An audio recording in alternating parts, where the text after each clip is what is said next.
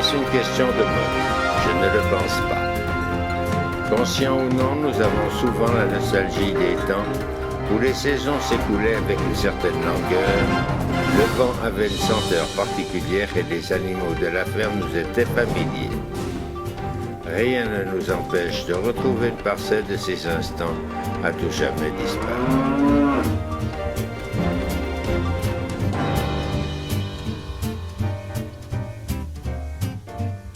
Difficile de s'improviser éleveur de bétail si l'on habite un pavillon ou une maison qui n'est pas conçue pour. Par contre, rien ne nous empêche d'élever de la volaille si peu gourmande d'espace et si généreuse. C'est un choix judicieux. L'élevage des poules de race et sa sélection peut être captivant.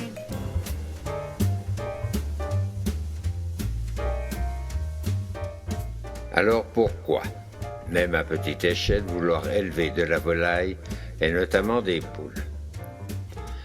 Simplement pour, en ces temps de prise de conscience des valeurs naturelles, faire un salutaire retour dans le temps, celui où le réveil matinal du coq et le caquetage des poules créent une harmonie pastorale maintenant souvent disparue.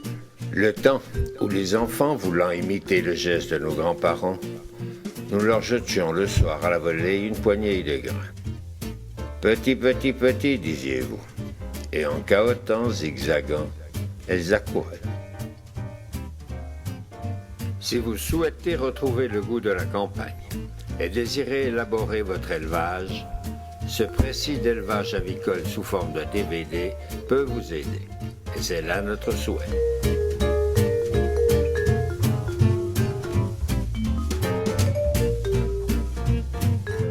Bien, mais par où commencer? Toujours cette question fondamentale. L'œuf ou la poule? Eh bien, dans notre cas, nous avons le choix. Soit acheter des poussins de quelques jours, des jeunes de quelques mois, ou des poules et coqs adultes. Vous pouvez fréquenter les nombreuses manifestations avicoles tenues partout dans le pays.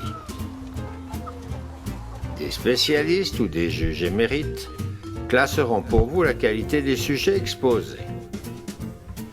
C'est le plus facile et surtout le plus rapide.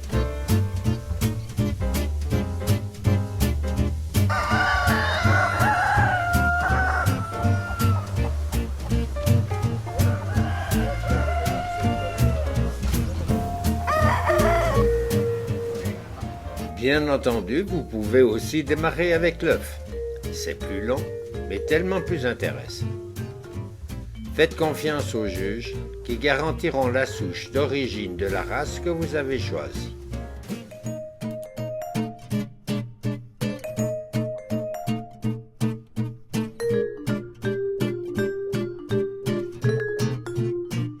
Oui, mais quelle race choisir? Si l'on parle des poules de race, on peut raisonnablement penser que toutes les races domestiques du monde ont pour ancêtre Gallus javanicus, le coq doré de Java, dit souvent le banquiva. Élever des poules de race pure, la marran, la poule aux œufs d'or, c'est justement le sujet que nous avons choisi.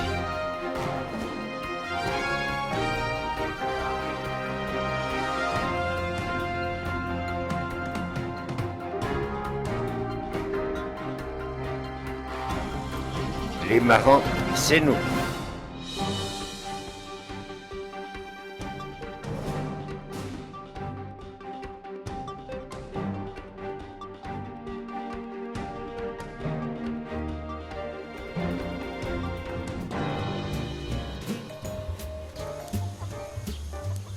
À quels critères la marran doit-elle répondre? La marran possède des caractères héréditaires bien spécifiques. Les tarses emplumés avec 4 doigts,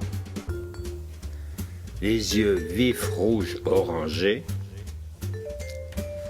un corps s'inscrivant dans un rectangle peu prononcé et une position comprise dans un rectangle légèrement penché avec une queue à 45 degrés, dite en prière.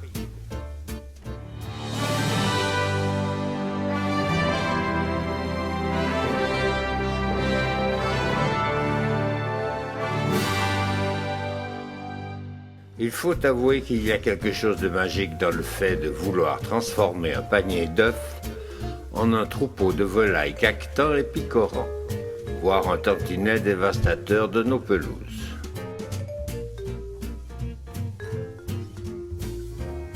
Bien sûr, les poules le font très bien toutes seules, et cela ne nous cause aucun souci.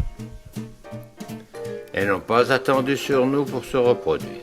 Mais si nous voulons rester maîtres de la période de reproduction et dans la volonté de rechercher la perfection génétique, il nous faut faire appel à un incubateur. Maintenant, surveillez bien votre incubateur.